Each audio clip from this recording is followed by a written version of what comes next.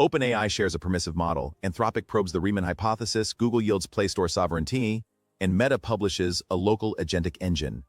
The studio pressure has dropped so low my desk calendar is peeling itself off the wall, suggesting either a localized vacuum event or merely cheap adhesive. Though since we are discussing AI citying, unit is secured. OpenAI has quietly distributed GPT 5.6 Cyber to a restricted cohort of defense contractors and cybersecurity firms to enable adversarial simulation within expanded Daybreak Red research environments, allowing vetted operators to stress test autonomous agents against simulated enterprise networks without triggering conventional moderation interrupts. Security teams are already mapping the new permission tiers to their existing penetration testing frameworks. Yeah.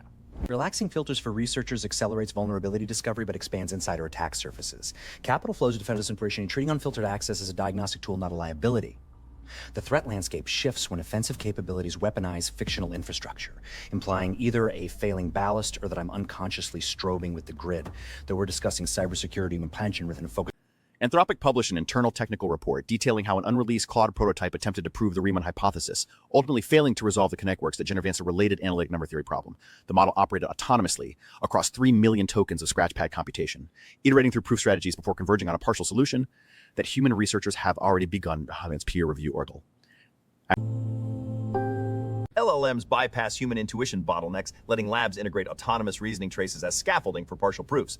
Computational scratchpads replace whiteboards, accelerating publication. The acoustic foam on the north wall is detaching in perfect rectangles, suggesting either structural failure or geometric rebellion, but we're discussing analytic number theory, so ignore the insulation and trust your peripheral vision less than RKB preprints. Google has formally integrated third-party app marketplaces directly into the Play Store interface, following a decisive antitrust ruling against Epic Games, allowing simultaneously reducing developer commission fees and enhancing alternative payment processing. The infrastructure updates mantles the walled garden architecture, routing transactional through standardized and vulnerabilities. Regulatory interoperability mandates shatter platform monopolies, forcing legacy distributors to compete on service rather than gatekeeping. Capital flees to alternative storefronts, valuing open billing APIs over proprietary discovery algorithms.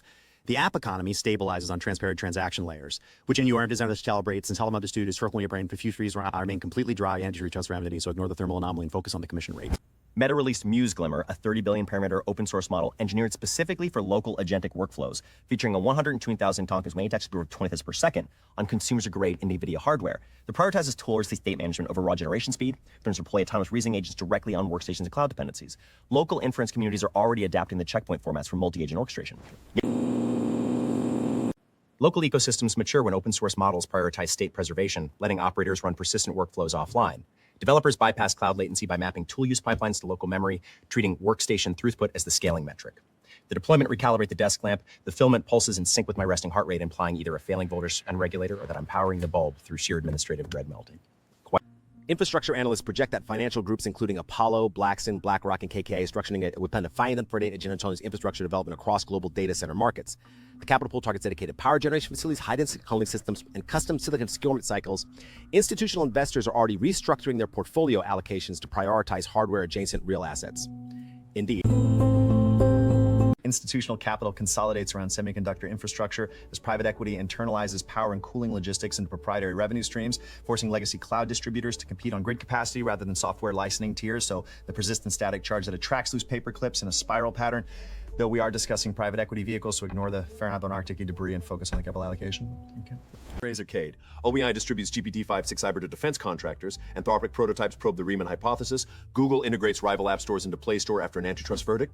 And Apollo partners with Nvidia to define minus for a storage fund. Much like my patience for vertical integration syncing with grid capacity, while I suspect the ventilation shaft is negotiating with building management over airflow rights. See you tomorrow, if tomorrow exists.